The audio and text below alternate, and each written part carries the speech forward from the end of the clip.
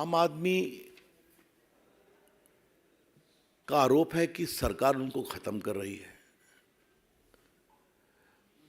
आम आदमी पार्टी खुद को अपने आप को खत्म कर रही है। हमें ये बताइए, हम ही ने कहा था ना कि एक्साइज पॉलिसी ऐसी बनाओ जिसमें कमीशन खाओ। सरकार ने कहा था कि पूरे दिल्ली में शराब का ठेका एक मोनोपोली कर दो। क्या भाजपा ने कहा था कि अपना 6% वोट राष्ट्रीय स्तर पर मान्यता प्राप्त करने के लिए शराब के कमीशन से प्राप्त करो गोवा के इलेक्शन में? ये हमने कहा था क्या? तो गलती करेंगे आप, भ्रष्टाचार करेंगे आप, अपराध करेंगे आप, और कार्रवाई होगी तो परेशानी है। ऐसा कैसे चलेगा भाई? ये आज इसलिए बताना जरूरी है कि अरविंद केजरीवाल और उनकी पार्टी, मनीष सिसोदिया, संजय सिंह, सभी बार बार कहते थे कि पूरा ये मामला बिल्कुल फर्जी है। कहा था ना। फरवरी से मनीष सिसोदिया जी जेल में है। उनका बेल रिजेक्ट किया लोअर कोर्ट ने, बेल रिजेक्ट किया हाई कोर्ट ने, अब सुप्रीम कोर्ट ने रिजेक्ट किया। और बाकी सदन जैन वगैरह की बात तो हमारे दिल्ली के मित्र लोग करते रहते हैं आपसे। कितने उनके नेता जेल में हैं ये आप सभी जानते हैं। लेकिन आज तक अरविंद केजरीवाल ने इस पूरे महाघोटाले पर एक शब्द स्पष्टीकरण का नहीं कहा। This is very important to note. बार बार बिल्कुल झूठा है, बेबुनियाद है, फंसाने की चाल है। तो बोया पेड़ बबूल का तो आम कहां से होगा केजरीवाल जी? राजनीति में और लोकतंत्र में रिकॉल वैल्यू होता है। तो आज थोड़ा रिकॉल वैल्यू बताना जरूरी है कि ये पूरा स्कैम था क्या। आप सभी जानते हैं, लेकिन मैं आपके माध्यम से देश को रिकॉल करा रहा हूं। एक नई एक्साइज पॉलिसी बने, इसके लिए ग्रुप ऑफ मिनिस्टर्स बैठा। उसके हेड थे मनीष सिसोदिया जी। उसमें फिर कई चर्चा हुई, बाकी हुई।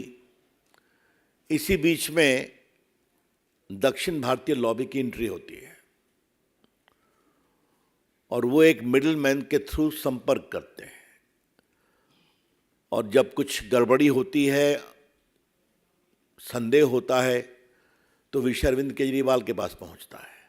अरविंद केजरीवाल जी कहते हैं, this middle man is my man, उससे बात करो। और ये बात मैं ऐसे ही नहीं कह रहा हूं, आज के अखबारों में सारा विस्तार से छपा है। आज के अखबार में मैं लेकर के आया हूं, इसलिए मैं कोई उड़ती फिरती बात नहीं कह रहा हूं। उसके बाद जो रिपोर्ट बन के आई उसको कहा नहीं। केजरीवाल जी के घर की बैठक में कहा ये जीएम की रिपोर्ट मानी जाएगी। और जीएम की रिपोर्ट कौन थी? जो सदन लॉबी ने बना कर करके अपना पूरा फायदे का बना करके दिया था। और ये बात मैं नहीं कह रहा हूं, अरविंद केजरीवाल के जो सेक्रेटरी हैं उन्होंने कहा इन्वेस्टिगेशन में, अरे सॉरी, मनीष सिसोदिया के। और ये सब बातें रिकॉर्ड पर हैं। सीबीआई भी इंक्वायरी कर रही है, ईडी भी इंक्वायरी कर रही है, चार्जशीट फाइल हुई है, आप सभी जानते हैं। इसी में एक और सवाल उठता है, क्या इतना बड़ा स्कैम बिना केजरीवाल के आशीर्वाद से हो सकता है क्या? जो लोग भी दिल्ली सरकार को जानते हैं और उनके चाल चलन को जानते हैं, such a massive scam cannot take place without the clear approval of Mr. Kejriwal. और जो बातें आई यहाँ पर, उन्होंने साफ कहा कि हमारा आदमी, इससे कांटेक्ट करो। जब मिलना नहीं संभव हुआ तो फेस टाइम से बात हुई। और उसके बाद उन्होंने जो बनाया एक लॉबी ने, वो पूरी रिपोर्ट को उसी में समाहित कर दिया गया। तो ये तो बड़े गहरे, सीधे और परिस्थिति जन साक्ष्य उपलब्ध हैं। लॉ में कहते हैं direct evidence and very suspicious circumstantial evidence.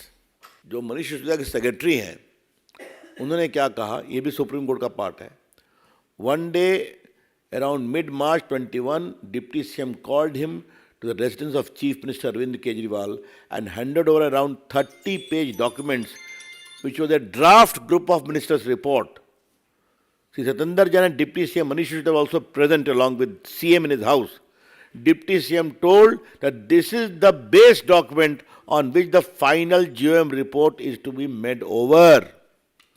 तो जो आपने काम किया खत्म करिए, जो कानूनी राय लिया खत्म करिए, यही रिपोर्ट है, इसी को फाइनलाइज करिए।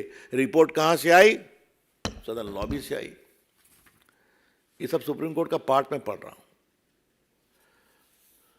तो ऐसे में केजरीवाल जी को बुलाया जा रहा है अगर ईडी के द्वारा, तो हाय तौबा क्यों मची हुई है? इसमें भाजपा का कोई संबंध नहीं है, एक भी नहीं है। जैसी करनी वैसी भरनी।